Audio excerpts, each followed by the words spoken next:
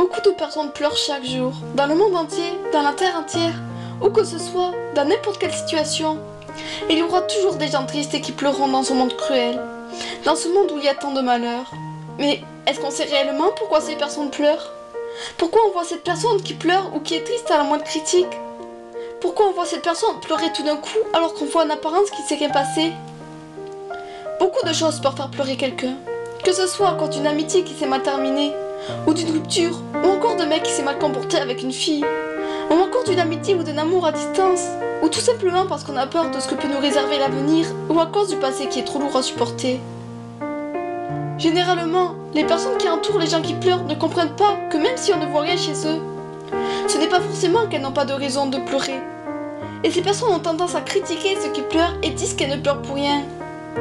J'ai vécu assez d'expériences dans ma vie pour vous dire qu'on ne pleure jamais pour rien, et qu'il y a forcément une raison.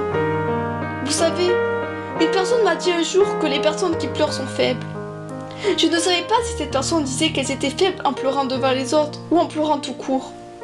Mais dans tous les cas, je ne pense pas qu'elles sont faibles, car être faible est un bien gros mot pour quelqu'un qui pleure. Vous savez, la personne devant vous qui pleure, elle doit porter un lourd secret. Mais cela ne veut pas dire qu'elle est faible, bien au contraire.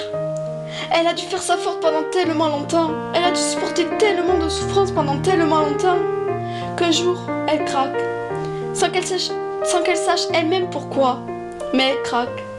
Et cela lui fait tellement du bien, et c'est à ce moment qu'elle se rend compte qu'elle ne pouvait pas faire taire ses émotions toute sa vie, et rigoler alors qu'un poids lui écrasait la poitrine. Alors, les personnes qui pleurent sont-elles si faibles que ça? Moi je ne crois pas. Je crois plutôt que c'est une force, oui, une force de montrer ses émotions. Je ne crois pas que beaucoup de personnes sont capables de faire ça. Vous savez, pleurer n'est pas anodin, et surtout quand on pleure toute seule. Mais pleurer devant les autres montre à quel point vous voulez être aidé, et montre à quel point vous avez été fort pendant tant d'années. La vérité, c'est que je pense que nos forces font nos faiblesses, et nos faiblesses font nos forces. Car quand on était fort pendant longtemps, un jour, on craque. Et cela montre aux gens nos faiblesses. Mais aussi qu'on est faible, c'est-à-dire quand on pleure tout d'un coup devant des centaines de personnes.